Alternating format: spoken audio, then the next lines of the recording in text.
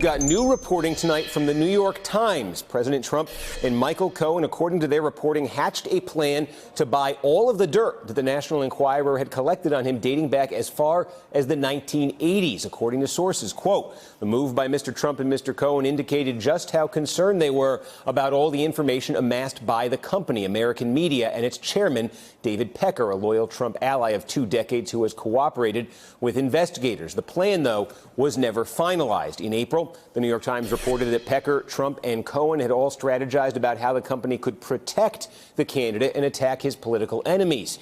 In a tape released to the press back in July, you can hear the president and Michael Cohen seemingly hinting at the plan. Let's listen. I need to open up a company for the transfer of all of that info regarding our friend David, so that I'm going to do that right away. I've actually come up and I've spoken to Alan Weisselberg about how to set the whole thing up with funding. Yes. And it's all the stuff, because you never know where that company, you never know where he's going to be. Correct. So I'm all over that. And I spoke to Alan about it when it comes time for the financing, which will be. What financing? We'll have to pay you. So no. I got no. Last week, the Associated Press broke the news that the National Enquirer had a safe filled with contracts detailing payments to individuals who had incriminating stories or embarrassing stories about Donald Trump. For more, I'm joined by Jim Rutenberg, the New York Times media columnist who broke this story today. Jim, thanks for joining us. So let's take us through this, first of all, this idea that the Enquirer has got all sorts of stuff on Trump going back to the 1980s. It's the Enquirer. We know the nature of the stories they tend to be interested in.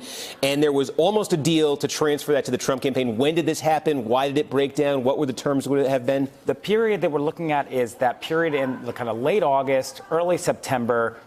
Donald Trump and Michael Cohen, now Michael Cohen's implicated the then candidate Trump in this, so already had struck a deal with the Playboy model Karen McDougal, who was alleging an affair, and the Enquirer bought that story and metaphorically put it in that safe. So what dawns on Mr. Cohen, and Mr. Cohen says Mr. Trump, and Mr. Cohen says Mr. Trump directed this, is, hey, this is not good. My secrets are with a third party, a good friend, David Pecker, but an act of God may smite him, a truck may strike him, and then my secrets are no longer so safe. So they hatched a plan to do this deal. This deal does not happen. All we know is from the prosecutor's documents last week that the McDougal deal almost happens, where contracts are signed, money almost changes hands, where they're going to buy her story. Yeah, do we know what the ballpark would have been? What kind of money they were willing to pay for this? I don't know the ballpark. The McDougal story, they were paying $125,000 for.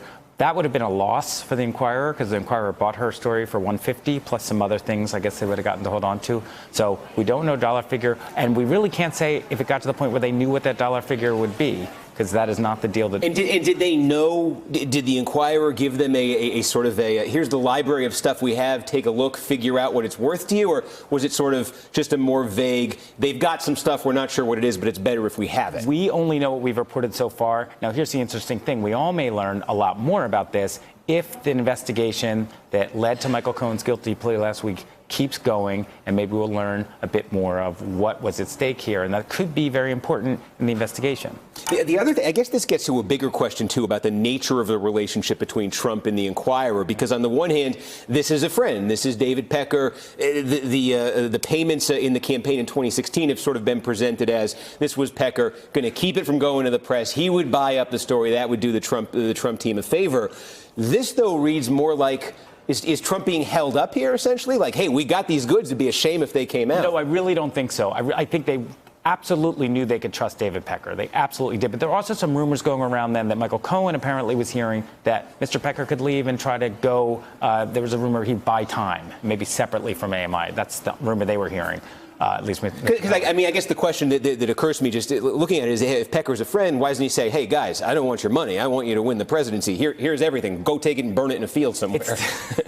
It's still a business, right? A lot of resources went into that material long before David Pecker was even the chairman. This is decades of stuff that reporters had. It's a thing of value. So David Pecker is known to be a businessman. He is. He's not going to put friendship over business to that degree. So it looked like an arrangement could have possibly happened. It didn't. But again, prosecutors will maybe find out a little bit more about what was behind it. And Jim was alluding to this, but last week, David Pecker, of course, was granted immunity by federal prosecutors in order to provide information about Michael Cohen and President Trump's hush money payments to various women. Alan Weisselberg, the chief financial officer for the Trump Organization, was also granted immunity by federal prosecutors in Manhattan. Weisselberg has been close to the Trump family since the 70s. Bloomberg News asked the president about his cooperation. The president told Bloomberg that he 100% didn't feel betrayed because Weisselberg's cooperation was related to, quote, a very limited period of time. That has been my understanding here from what the legal experts are saying. The Weisselberg cooperation different maybe than the term as we normally understand it. I mean, that's understanding as well. He hasn't been fired from the Trump Organization. I don't think they would keep him around if they thought he betrayed the company or the president. And the other thing is, imagine if he had pleaded the Fifth, because that was an option, right? So if you had the CFO of the Trump Organization pleading the Fifth, that would be a bad look. So especially when it's this limited.